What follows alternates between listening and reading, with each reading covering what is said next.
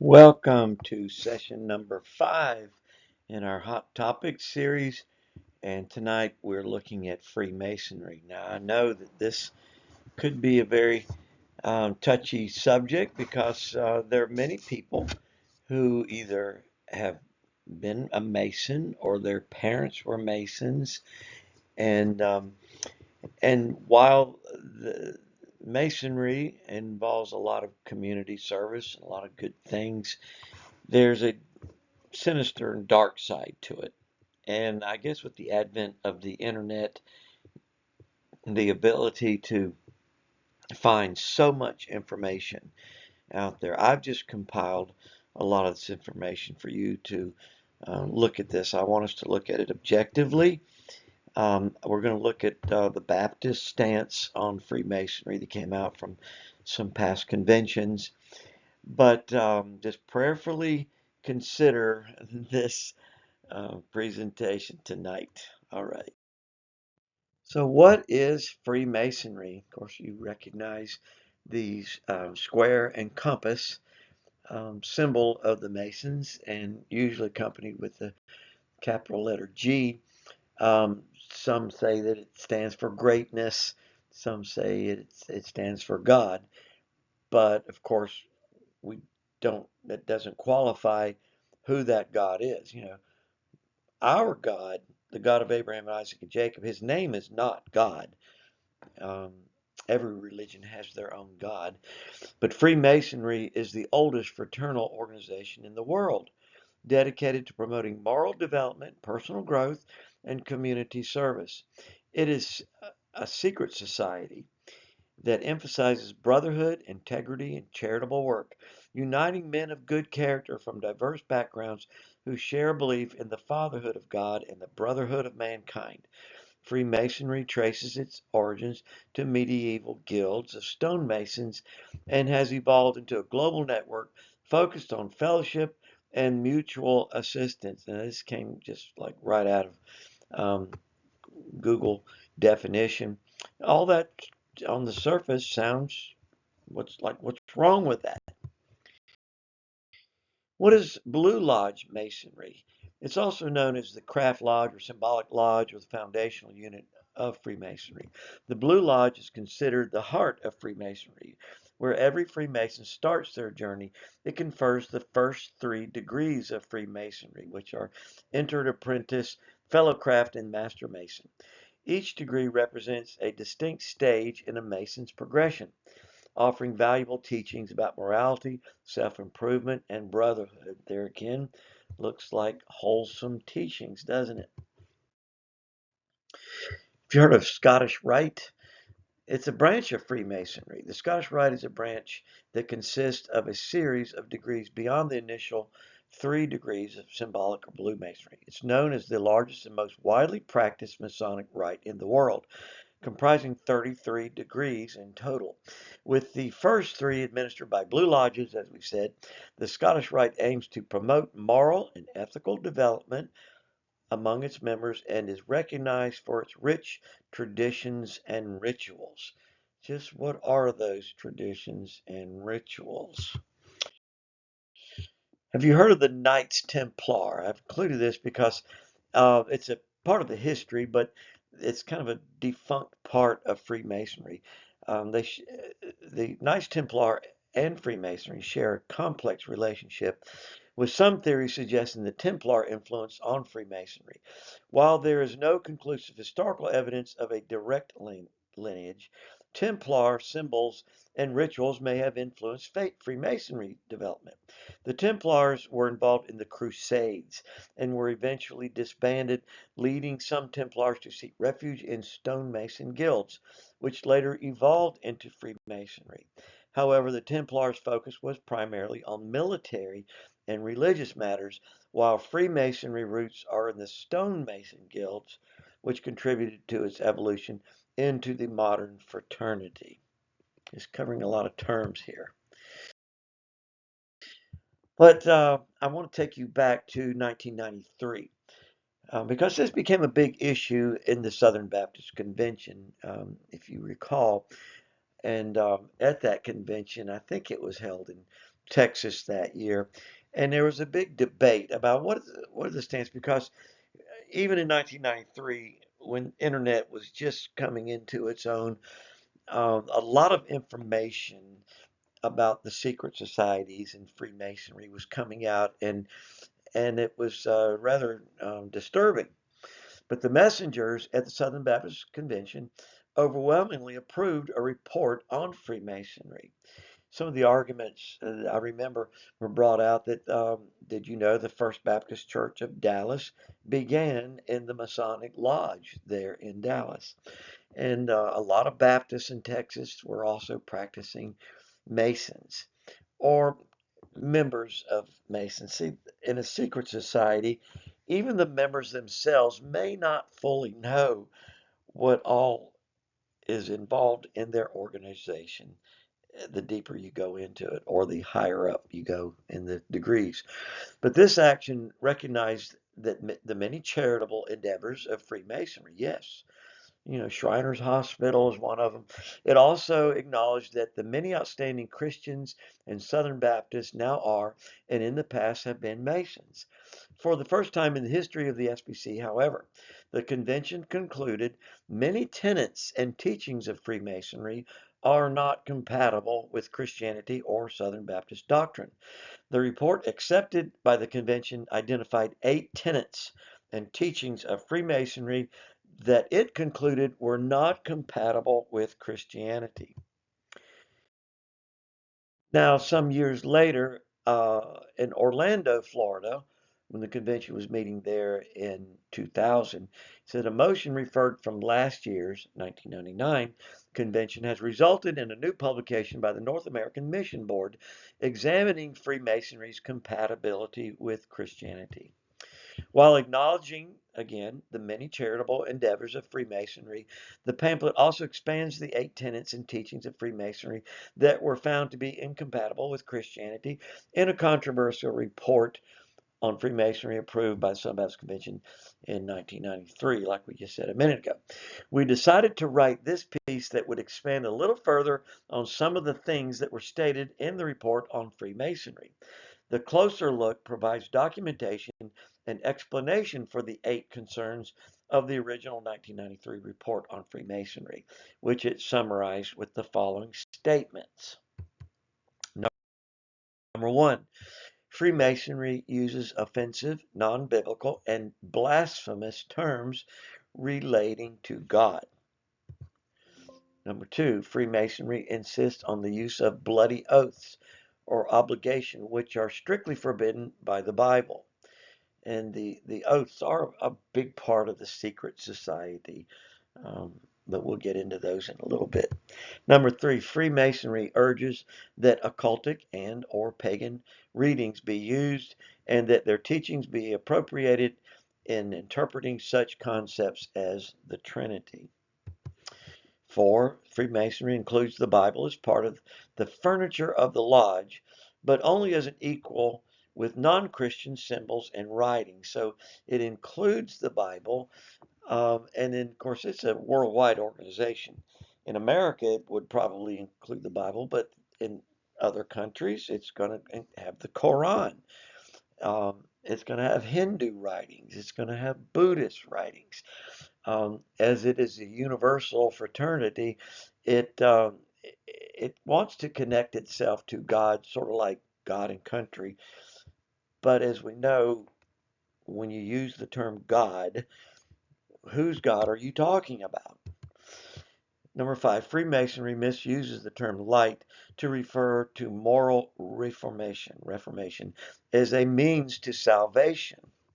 So it gets kind of sketchy about what is the one true way for salvation. Freemasonry teaches that salvation may be attained by good works and not through faith in Christ alone. 7, Freemasonry advocates in many of its writings the non-biblical teachings of universalism. So that's where, all roads lead to Rome, or there are many ways to God. Number 8, in some of its lodges, Freemasonry discriminates against non-whites, and this would have been historically very true in America. But over past decades, Freemasonry um, expanded to to where there were many um, non-whites that were joining Freemasonry lodges. Now, back to the Baptist look at this. The closer look concludes by noting that while many Christians and leaders have been and are Masons, several points of the lodge's teachings are non-biblical and non-Christian. It also states that while Freemasonry encourages and supports charitable activities, it contains both multi-religious and inclusivistic teachings that are not Christian in its religious instruction. So this was the Southern Baptist view on this. Now, I think this is lastly, taking the above into consideration and being consistent with our denomination's historic deep convictions regarding both the priesthood of the believer and the autonomy of the local church, we recommend that each individual Baptist, as well as each congregation, carefully review the issues of the teachings and practices of Freemasonry.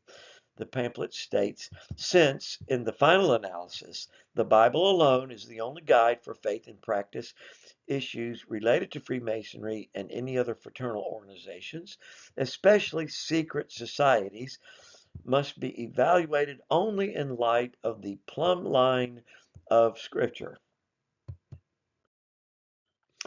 The original report, approved in 1993, which was criticized for being both too soft and too hard on Freemasonry, very divided, noted both the incompatibilities and compatibilities of Freemasonry, Christianity, and Southern Baptist doctrine.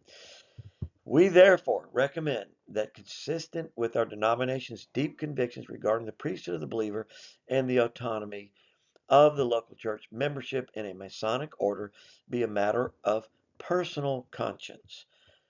In the 1993 report, the summary stated, that's what the 93 stated. Therefore, we exhort Southern Baptists to prayerfully and carefully evaluate Freemasonry in light of the Lordship of Christ, the teachings of the Scripture, and the findings of this report as led by the Holy Spirit of God. So you can see over the years of grappling with, it's kind of been left up to, on the one hand, let's leave it to the autonomy of each individual church to look at it and decide.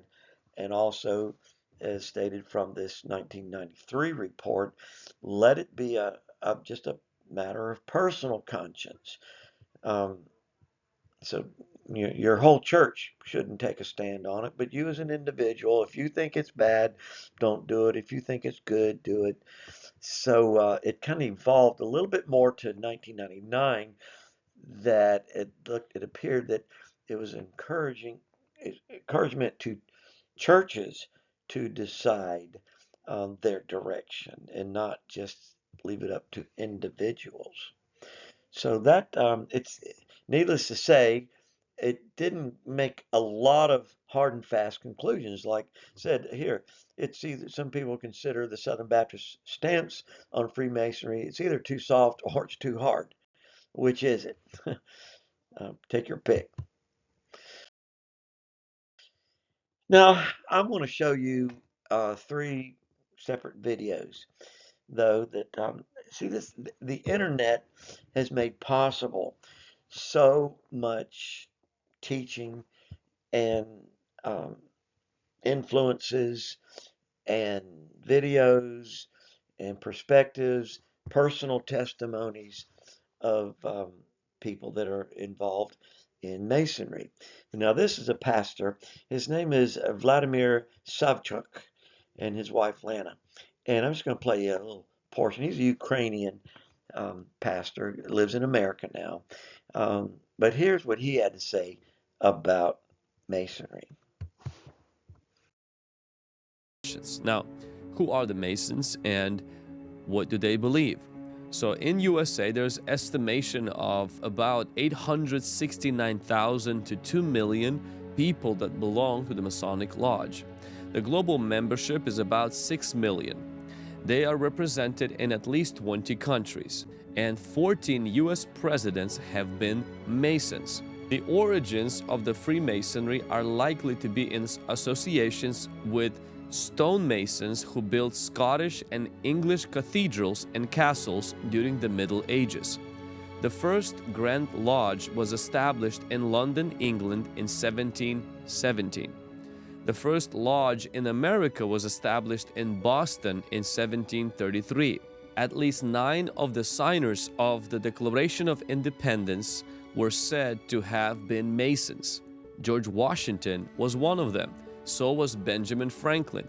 At least 14 to 15 American presidents have been Masons. Now, other famous Masons, include musicians like Mozart and authors like Sir Arthur Conan Doyle and Clark Gable, actor, and the head of the FBI, Edgar Hoover. Now, the Masonic Lodge increased its influence in the USA in about 1800s, establishing several thousand of lodges. The Masonic Lodge has developed into various groupings, call them like denominations. The Blue Lodge, which is often seen as the oldest lodge and the entry point into the Masonry.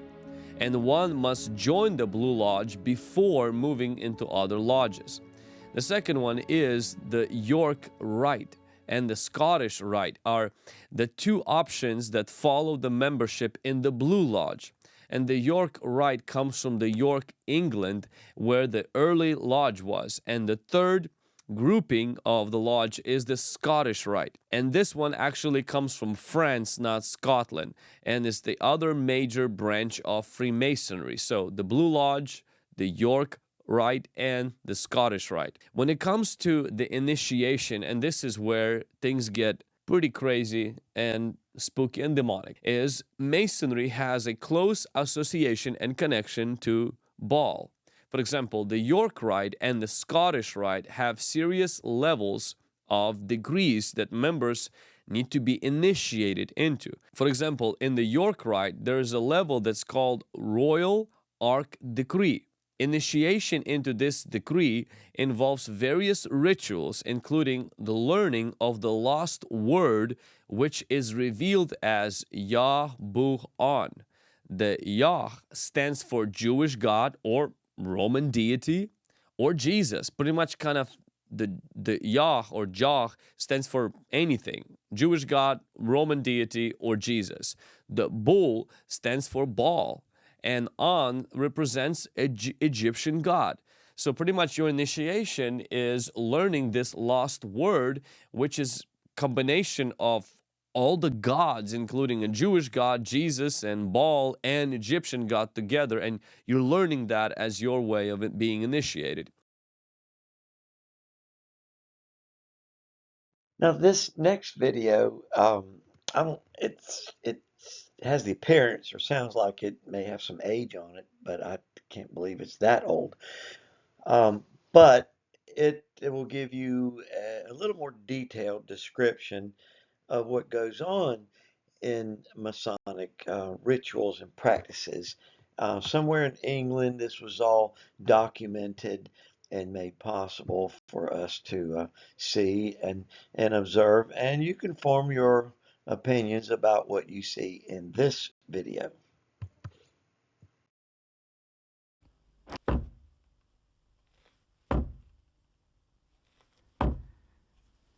Brother Junior Warden, there is a report.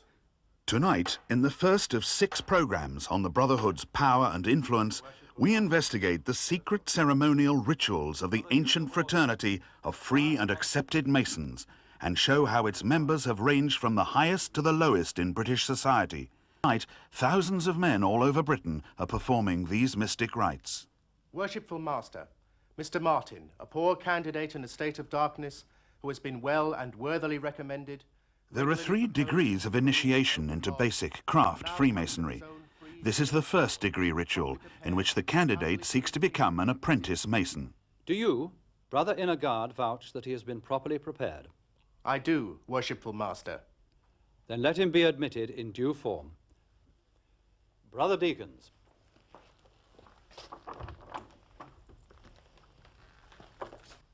Do you feel anything? Yes.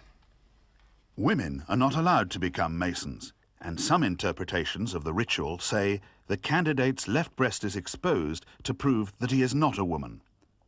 His trouser leg is rolled up to show that he's able-bodied, and he is blindfolded because he is in a state of darkness, seeking light. To non-Masons, these rituals might seem a strange pastime for grown men to indulge in.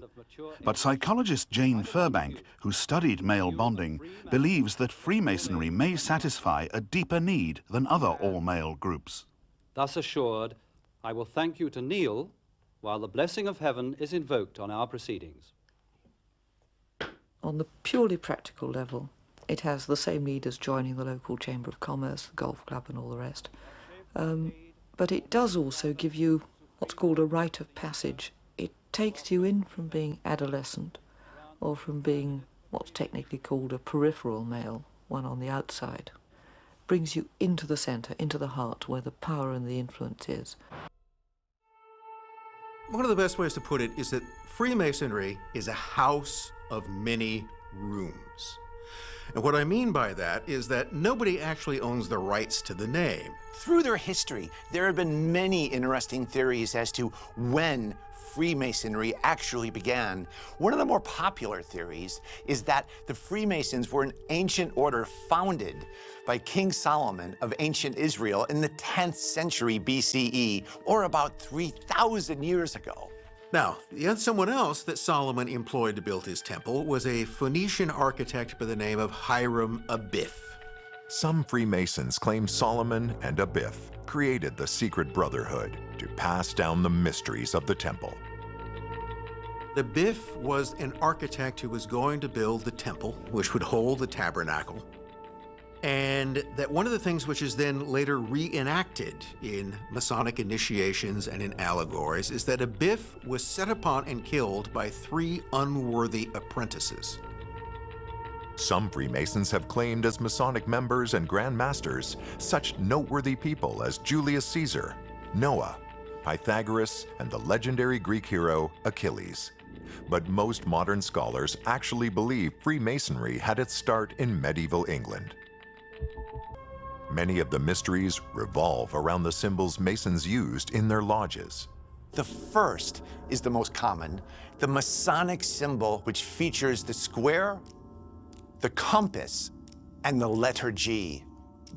The square represents morality in that Freemasons need to square their actions by the square of virtue with all mankind. The compass then measures the ability to wisely conduct actions within certain boundaries. In other words, together. The square and compass remind Freemasons to explore their desires and passions without stepping outside the realms of moral behavior. Finally, the letter G represents God, the grand geometrician of the universe. In Freemasonry, in order to join, you must believe in a God, but it could be any God, a Jewish God, a Hindu God, an Islamic God. It doesn't matter as long as you believe in the great architect who has laid out a plan for all of us to follow. The Bavarian Illuminati was a radical, revolutionary secret society that wanted to replace all governments on Earth with a globe-spanning atheistic republic with members of the order at the head of it.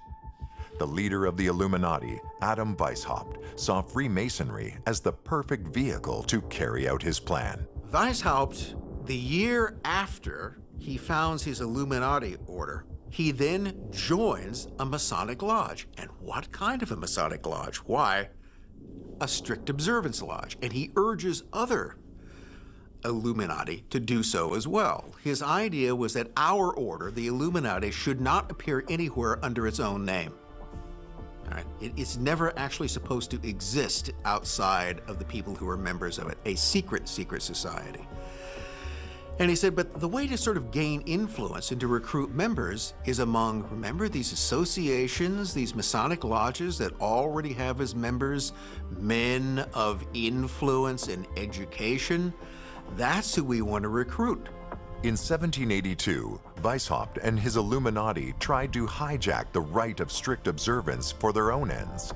While many joined Weishaupt, half of the strict observance Freemasons rejected his radical ideals, and the order was dissolved. Soon after, in 1785, Weishaupt's own group, the Bavarian Illuminati, would come to an end when German authorities suppressed the radical secret society. But this would not be the last instance of revolutionary forces being linked to Freemasonry. There are millions of Freemasons in the world today, found in just about every continent, from the United States to Japan. Most are dedicated to bettering themselves and their communities.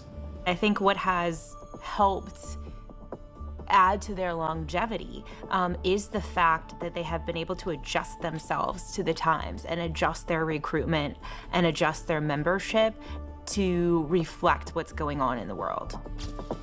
One of the most well-known higher orders of Freemasonry are the Shriners. The Shriners started out as a group that stressed fun and cheer. Today, the Shriners are dedicated to bettering their communities through the network of Shriners Hospitals for Children. What is Freemasonry? Freemasonry is many things to many different people, from the murky roots that most likely date back to medieval Europe to today. The core of the organization is a fellowship of men who look to better themselves and their community. Through that journey, the group has had many different faces, from the strange and eclectic rites of 18th century Europe to the proto-civil rights organization of Prince Hall Freemasonry, to being a symbol of hope for those Masons trapped in Hitler's concentration camps. Freemasons were at the forefront of the American, South American, and French revolutions and helped bring unification to Italy. But there's also a dark side to any institution as large, complex, and long-standing as Freemasonry. Understanding the light and the dark is important for us to get a better understanding of any organization and humanity as a whole.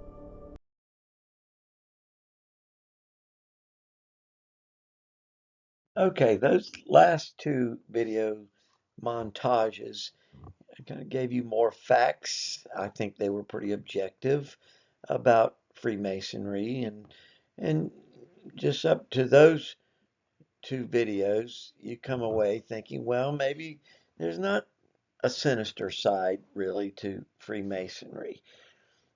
This is Altian Childs, and he's an Australian. As you'll see on the next slide, he was Australian. He's an Australian rock singer. He was a Freemason, but he came out of it and then wanted to. He got saved, became a believer, and felt called of God to expose the darkness. And so, listening to him, actually, this video that I'm going to show you, I just cut it down. It's a 5-hour video of him telling all this about Freemasonry, and I'm going to show you only about 12 minutes of it.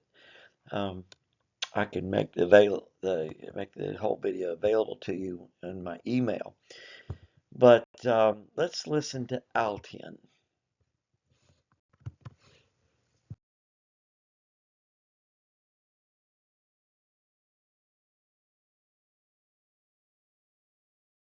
Pretty much full control, and their members own every place of prominence and power. So brace yourself for the truth that has been hiding in plain sight every day of your life, and for the mind-blowing, out-of-this-world climax to this video. Now look at this. There's a few different ways they display their allegiance. They don't do it often, and some don't do it at all. But most of them can't help themselves, because when they do it in public, it's a hidden statement, and that statement gives them a lot of satisfaction. The celebrities usually cover one eye, or hide it in some way, and obscure it, or emphasize it like this. Or they close one eye, or peek through it, through this hand gesture.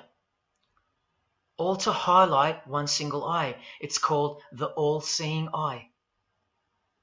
Other times they'll just display a drawn eye somewhere or a tattoo of it. The other method they use is what's commonly known as the hidden hand.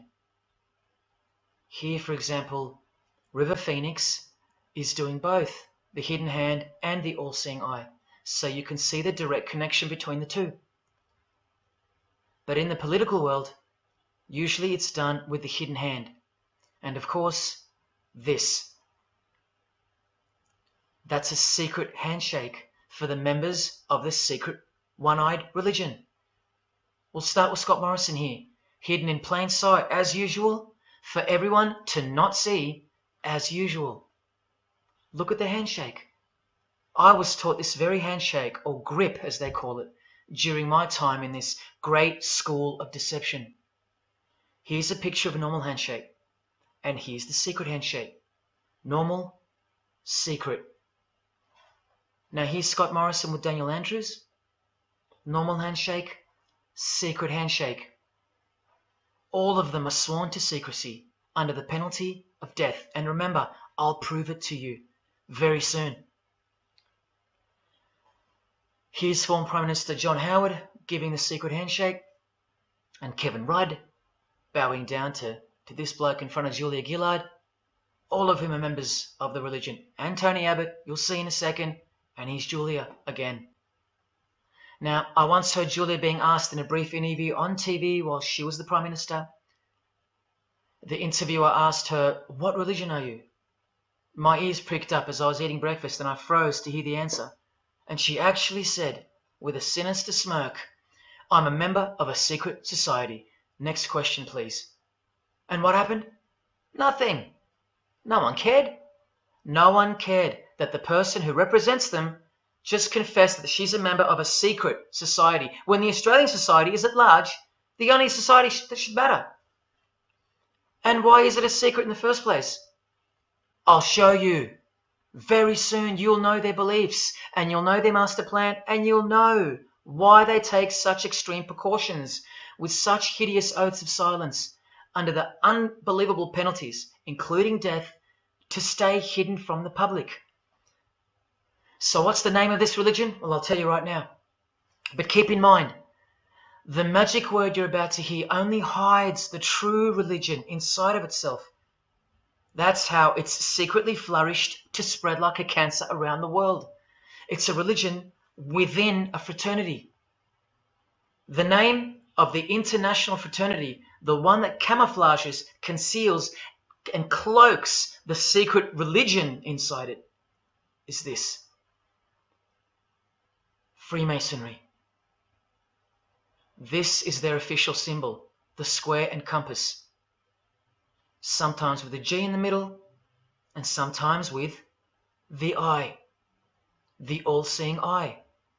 This is the same eye that these people are referring to. That's where it comes from. The eye is sometimes placed in a triangle, and that's where this comes from, the eye in the triangle. Here's Chris Angel doing it, standing also next to a mate with a square and compass shirt on. Not a coincidence. This is not something Jay-Z invented. This is the religion Jay-Z belongs to, and proudly, as you're about to see. The Freemasons also place the eye at the top of a pyramid, because the Egyptian pyramid is integral to their secret system. Here it is on Chris Angel's shirt and Madonna's jacket. That's a Masonic symbol. The Freemasons are sometimes called the Masons for short. It'll all come together and make sense really soon. Here it is hidden in plain sight at the Australian MTV Awards. And this is the MTV headquarters, by the way. Trust me, there's no doubting this. Here's the same where the Freemasons are counting on you to lose interest, or roll your eyes and move on. Because in their beliefs, the uninitiated, meaning you, are ignorant and stupid compared to them. You're technically called the vulgar and the profane. Please prove them wrong. Prove them wrong. And stay with me just a little longer. Now, the secret identity of this one eye lies in the heart of this religion that lives, breathes, feeds and grows deep inside of Freemasonry. and Freemasonry camouflages it very successfully. So it goes undetected and undisturbed until it ultimately fulfills a thing called the Great Work. That's what they call it. And they will succeed very shortly. Nothing can stop it now. And I think some of you can sense that something's coming. But it's reality. The symbol of the Freemasons itself is not what it seems. It's a squaring compass on the surface, but it conceals something. Something that'll become obvious when I show you.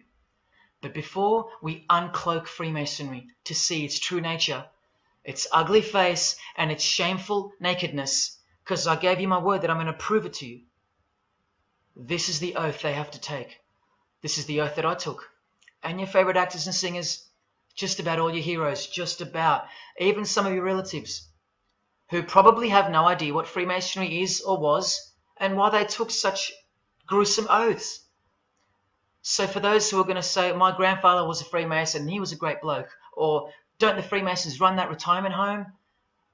Just wait. Because I'm talking to Freemasons here as well. And don't you worry, they're going to come out of the woodworks. But they're all under the oath of secrecy. Don't forget that, no matter who they are.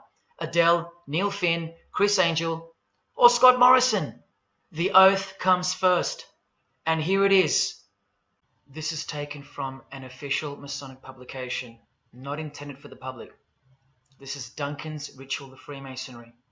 In brief, I, of my own free will and accord, do hereby promise and swear that I will never reveal any of the secrets, arts, parts, point, or points of the Master Mason's degree to any person or persons whomsoever.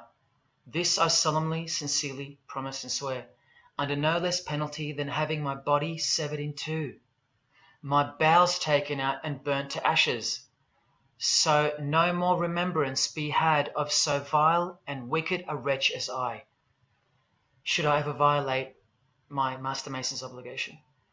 So now you know what they think of me. I'm a vile and wicked wretch for breaking. Now just for the record, the God that saved me, which God was that? Jesus Christ, of course. The one and only. And he's the only one they hate, along with his disciples. So I'm invincible until he's done with me. That's why I don't fear him. Now please don't let the name of Jesus scare you off just yet. And yes, the lodge has penal authority to execute. This is how they look when they're initiated. They have to remove all their clothing and jewelry, including wedding rings, crucifixes, the most meaningful things to them, no matter what. They have to go, because complete allegiance to the society is required. You're blindfolded at every initiation because you symbolize someone who lives in utter darkness before you receive the light of Freemasonry. At one point, when the blindfold comes off, this is what you're surrounded by. Blokes dressed like this, holding swords to your face. And that's nothing compared to what comes later.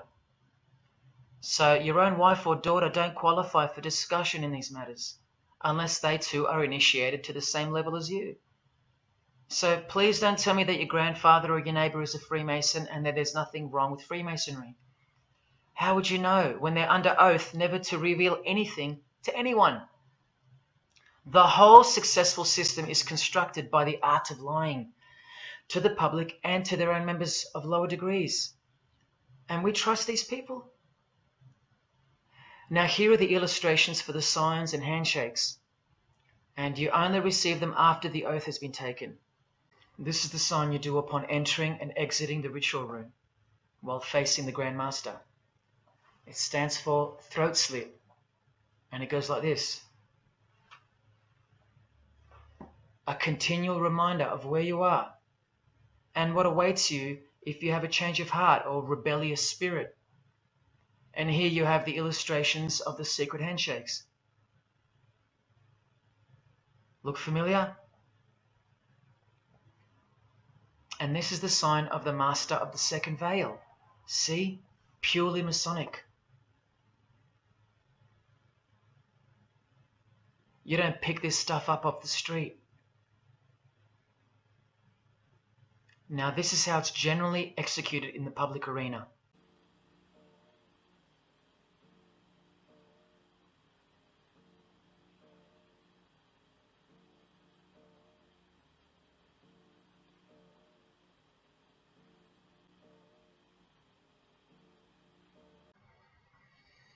Sneaky, sneaky, huh?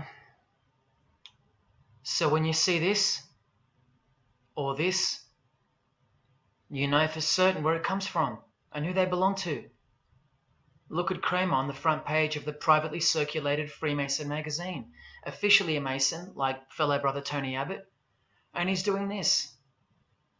That's a direct link to the mysterious all-seeing eye of Freemasonry. There it is on the walls of the inside of a lodge room. So there's no reason to doubt that those who do this belong to this. This is another sign they do quite prominently. It's the sign of silence. This is from Richardson's Monitor of Freemasonry again, a finger over the lips.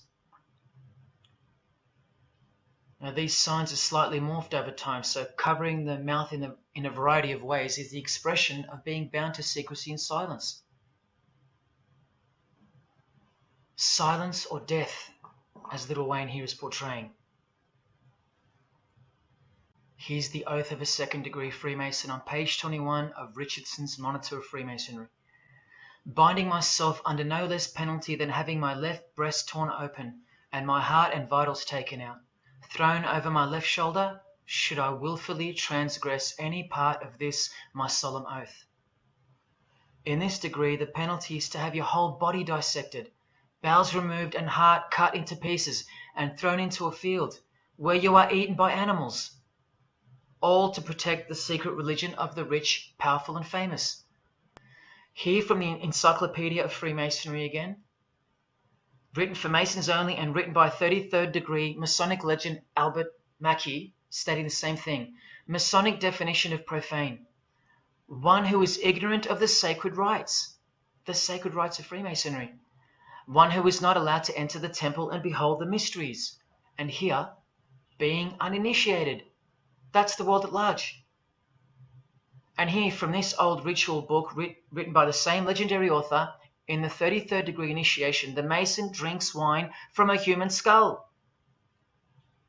which has been the cause for a few to leave Masonry, because they wonder, whose skull is this? In the 30th degree, part of the ritual involves stabbing skulls. Illustrated right here.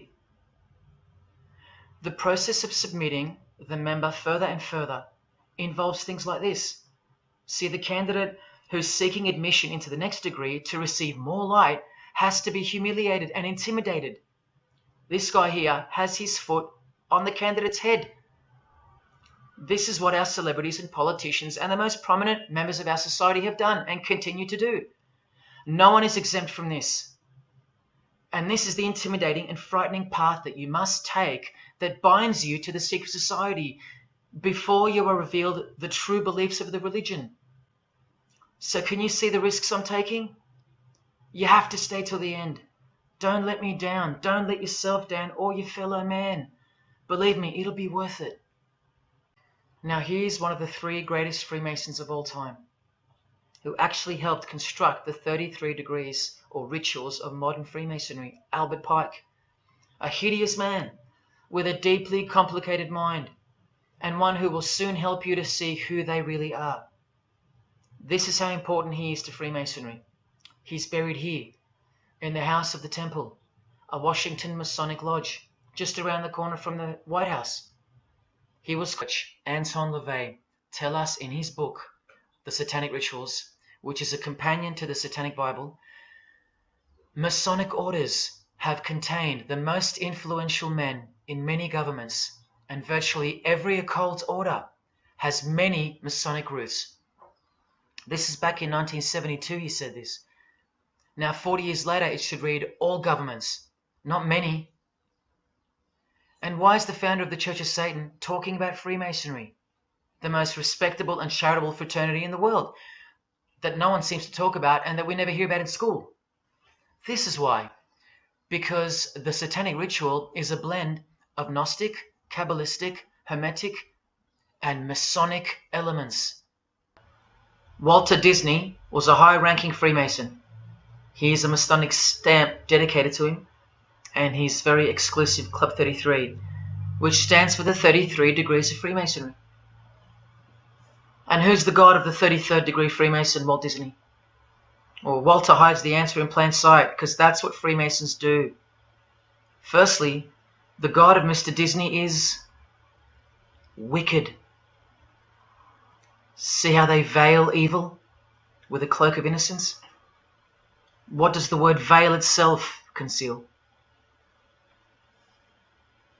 Secondly, Walter's god is horny, symbolized by the horned god of the witches. And we all know Walt Disney loves magic, which is witchcraft. So the depictions of sex are hidden in plain sight as well. Remember, lust produces life, not love.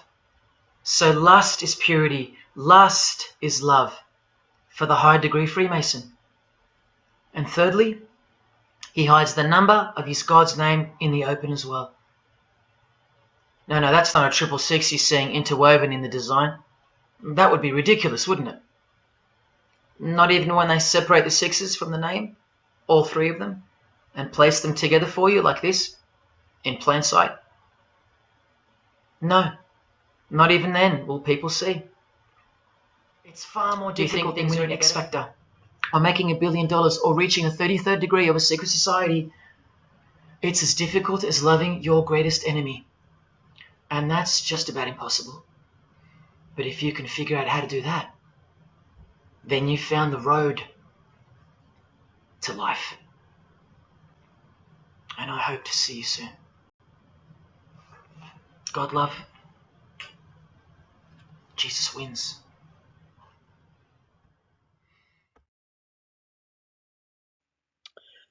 Well, some pretty heavy stuff to digest, isn't it? I just want you to prayerfully think back through this presentation, and I encourage you just to do your own research. There is so much more information than what I've shown you tonight about Masonry. You've probably learned a little bit more about the organization, but does your spirit tell you anything about its appropriateness for you as a follower of Jesus Christ, who made an oath of your life to die to self? He paid the awful price on the cross so that you could live. Do we need an organization like Freemasonry to guide us in our morality? The upper echelons of this secret society carry with it there's a sinister pride that goes with it. I know something you don't know. And if you have been involved in Masonry and feel convicted about it or want to rethink it, or if you have any relatives, parents, anyone that was involved in Freemasonry, I'm going to show you this is the prayer of release for Freemasons and their descendants. I just don't have time to go through these. You're going to need to read them on your own. I'll include them in the attachment that I send out with the video. But these are this slide is the description of what this prayer is. It's for anyone who ever was in the Masonic order or descendants and wants to pray through these as a confessional prayer for release and cleansing. It's a significant number of people have reported physical and spiritual healings from going through this prayer. The differences between us, British Commonwealth and American, you can read all these, but there's quite a few of these pages that go through this prayer, and I just do not have time to even really read these. If you want to pause the video on each one of these slides, you could, and particularly read what I've highlighted here. But this would be a great exercise for anyone to go through, whether or not you were a Mason, or even if you don't think you have any ancestors in Masonry. It wouldn't be a bad thing to go through these and pray this renouncing of oaths. Pray through this on behalf of a loved one or a friend. But it will give you a little more insight into the complex nature of Freemasonry. It is far more complex than I ever dreamed. It's very pervasive, it's universal, it's worldwide, and it's something that you need to be aware of. Look at these penalties. We don't take oaths that we'd have our nose cut off or our body parts cut out or head cut off for revealing the secrets of Christianity, do we? No. To know Jesus privately is to know him publicly. We have no hidden secrets. This secret society is just rife with secrets. And it's all a veiled deception of the evil one, I believe. It has too many connections to Baal worship, to false gods, to Egyptians gods,